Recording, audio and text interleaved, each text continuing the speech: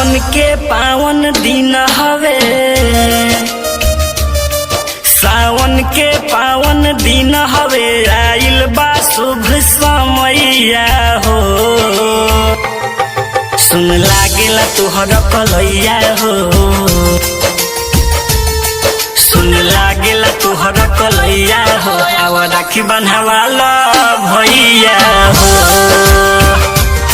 सुन लागेला तुहर कलैया हो, आव राखी बन्हवाला भैया हो।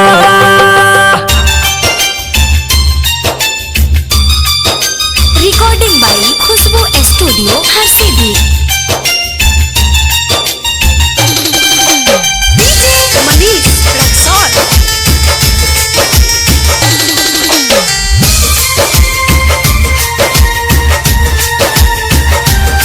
साल भर पर दिन आवेला, भाई बहन के प्यार बढ़ावेला, सबे होके मगन आज खुशी में, धागा प्रेम के बंधावेला। सदा रहियो तू सलामत हो, सदा रहियो तू सलामत हो, आवे ना दुखवा बोलैया हो।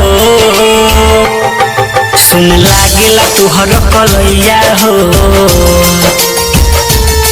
सुन लागेला तुहर कलैया हो, आव राखी बन्हवाला भैया हो। सुन लागेला तुहर कलैया हो, आव राखी बन्हवाला भैया हो। मनीष रक्सौल।